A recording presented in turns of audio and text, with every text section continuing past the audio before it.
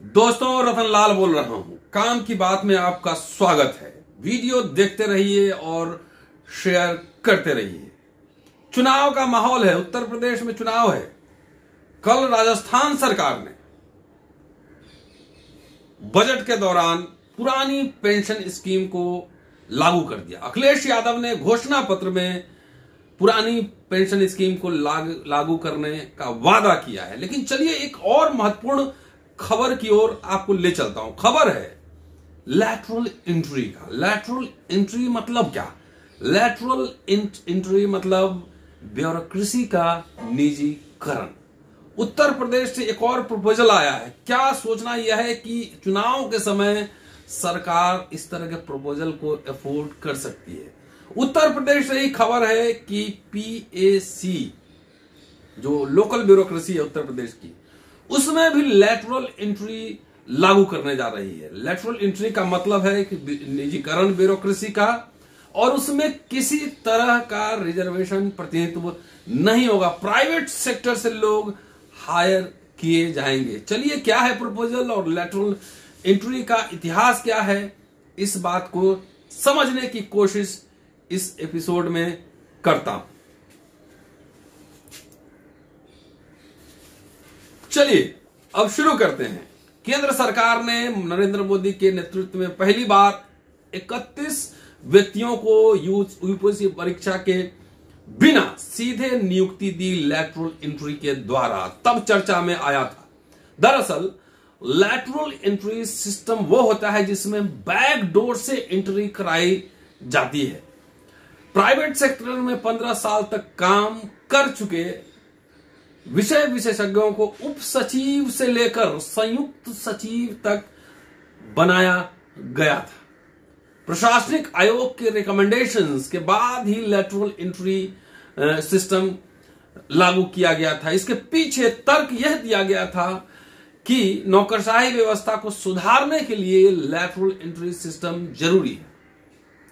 प्रधानमंत्री नरेंद्र मोदी पीएम संसद में कह चुके हैं कि पूरा देश बाबू मतलब आईएएस ऑफिसर के भरोसे चल रहा है। विशेषज्ञता नहीं होने के बाद भी केवल एक एग्जाम अर्थात यूपीएससी क्लियर कर लेने पर लोग रेल, हवाई जहाज, भेल चला रहे हैं। ये प्रधानमंत्री का स्टेटमेंट था कि आईएएस का एग्जाम पास करने के बाद वही एक व्यक्ति वो स्टील मिनिस्ट्री भी चला रहा है, हवाई जहाज भी चला रहा है, तमाम जो टेक्निकल चीजें उसको चला रहा है। इसलिए एक्सपर्ट्स की जरूरत है। तो क्या सरकार में इतने फंड्स नहीं है कि उन लोगों को उसमें ट्रेनिंग दी जाए? नहीं। चलिए बहरहाल आगे चलते हैं कि आखिर लैटरल एंट्री सिस्टम क्या है। सो लैटरल एंट्री सिस्टम के तहत सरकारी विभागों में बिना परीक्षा विदाउट एनी एग्जाम अधिकारियों की नियुक्ति की जाती है। वैसे इसके लिए कुछ जरूरी योग्यताओं का होना जरूरी है।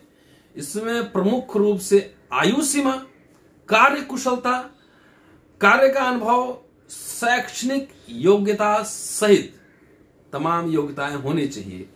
लैटरल एंट्री के अंतर्गत उम्मीदवारों का चयन इंटरव्यू के आधार पर किया जाता है। उसमें कोई आईएएस के एग्जाम पास करने की जरूरत नहीं है। प्राइवेट सेक्टर में कंपनी में अगर काम कर चुके हैं तो आइए, कुछ कंडीशन रखे गए हैं, उसके बाद सीधा इंटरव्यू होगा और सीधा आपको जो है ज्वाइंट सेक्रेटरी या डिप्टी सेक्रेटरी बनाया जा सकता है। यह है मामला कि मतलब वहां न रिजर्वेशन न कोई प्रतिनिधित्व, कुछ भी नहीं, सीधा निजीकरण ब्यूरोक्रेसी का। और ये फर्ज कीजिए कि जो कंपनी में काम कर ब्यूरोक्रेट आएंगे वो कंपनी राज के लिए काम करेंगे कि जनता के हितों में ध्यान रखकर काम करेंगे। यह समझना बेहद ही जरूरी है। चलिए थोड़ा और आगे बढ़ते हैं कि लैटरल एंट्री सिस्टम कब आया, कैसे आया। सो ब्यूरोक्रेसी में लैटरल एंट्री का प्रस्ताव 2005 में आया था, लेकिन तब इसे अप्रूवल नहीं मिल पाया था।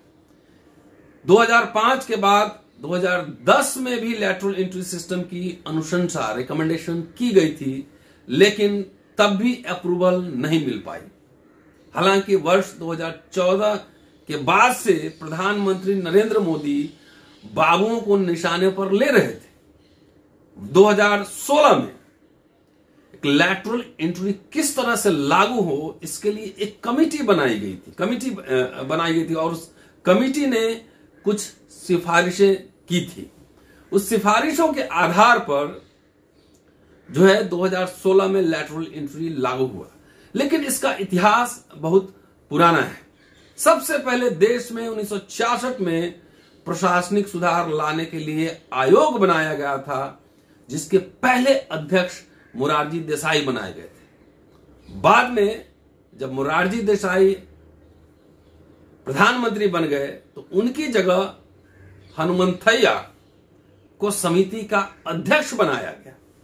हनुमंथैया की अध्यक्षता में समिति ने 20 रिपोर्ट बनाई और उसमें कुल 537 सुझाव दिए गए थे। इसके बाद 5 अगस्त 2005 को यूपीए सरकार ने फिर से प्रशासनिक सुधार आयोग का गठन किया। उस समय इस आयोग के अध्यक्ष वीरप्पा मोइली थे। इस समिति ने ही प्रशासनिक सेवा में लैटरल एंट्री का प्रस्ताव दिया था, जिसमें कहा गया था कि संयुक्त सचिव स्तर पर होने वाली भर्तियों में विशेषज्ञों को लेना चाहिए। भर्ती बिना परीक्षा के सीधे इंटरव्यू के आधार पर हो सकती है। चयन के मापदंडों के बारे में भी आयोग के द्वारा विस्तार से बताया गया था। उस समय भी समिति की सिफारिशों को खारिज कर दिया गया था। इसके बाद 2010 में रामचंद्रन की अध्यक्षता वाली एक कमेटी बनी। इन्होंने अपनी सिफारिशें सरकार के सामने रखी, जिसमें कई और सिफारिश 2005 की सिफारिशों को भी जोड़ा गया था।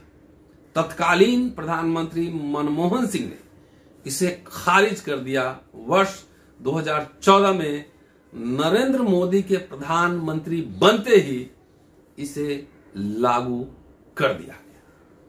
इसमें क्या होता है, आप जाके देखिए, जो सरकारी दफ्तर में जो साथी काम कर रहे होंगे, इसमें जिस तरीके से काम होता है वो काम है कॉन्ट्रैक्ट बेसिस पर अपॉइंटमेंट।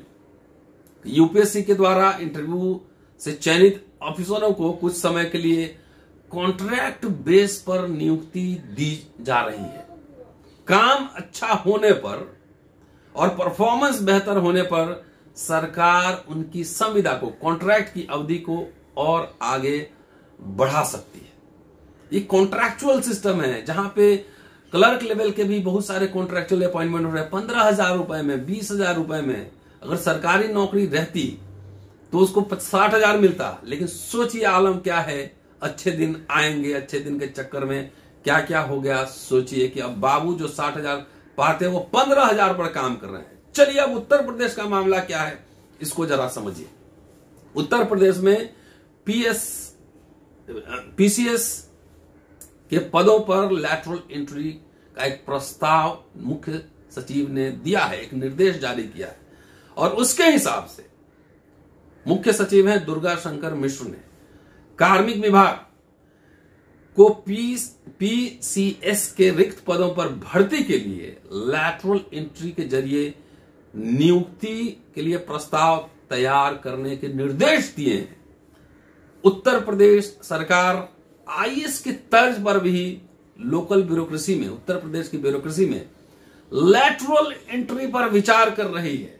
इसमें पीसीएस अधिकारियों के 10% रिक्त पदों पर अन्य विभागों से स्थानांतरण, ट्रांसफर सेवा और लैटरल एंट्री के माध्यम से पेशेवर लोगों, प्रोफेशनल लोगों की नियुक्ति हो सकती है।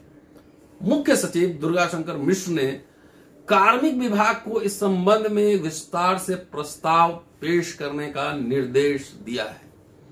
दूसरे विभागों व लैटरल एंट्री के जरिए पीसीएस के करीब 45 पदों पर नियुक्ति हो सकती है। मुख्य सचिव मिश्र लंबे समय तक केंद्र सरकार में महत्वपूर्ण पदों पर रहे। उन्होंने प्रदेश के मुख्य सचिव की जिम्मेदारी संभालने के बाद राज्य में प्रशासनिक सुधारों को लेकर कई महत्वपूर्ण निर्देश दिए हैं और वर्तमान में जो अधिकारी हैं पीसीएस के, उसमें जो सैंक्शन है 1577 हैं, इसमें से 448 पद रिक्त हैं। अगर 448 का 10% अगर ले तो आप सोच लीजिए कितना होगा, 45 पोस्ट के आसपास होगा, जो कि प्रोफेशनल लैटरल एंट्री के द्वारा नियुक्ति की जा सकती है। इसका मतलब क्या है, आपके बच्चों के, आप जो ब्यूरोक्रेट सुन रहे हो समझिए, आपके हकमारी हो रही है, प्रोफेशनल्स आएंगे, उसमें आपके लिए कोई जगह नहीं होगा। इसलिए पूरा वीडियो देखिए, सतर्कता गई दुर्घटना हुई, पूरा वीडियो देखिए, पूरा शेयर कीजिए, सब्सक्राइब कीजिए।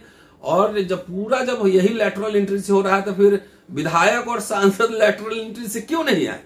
ये सवाल खड़े कीजिए चुनाव का समय अपने नेताओं से कि वहां भी प्राइवेटाइज कर दो, वहां भी लैटरल एंट्री से ले आओ, सेना भी लैटरल एंट्री करा लो, जो कुछ कराना है कराओ। तो एक तरीके जितनी संवैधानिक संस्थाएं, जो पद्धतियां हैं, उसको ध्वस्त करने की ओर यह एक तरह कदम है। इसका विरोध कीजिए, हम लोग लगातार इसके खिलाफ बोलते रहे हैं। शुक्रिया। Keep watching and sharing. पूरा वीडियो शेयर करना, सब्सक्राइब करना न भूलें। शुक्रिया।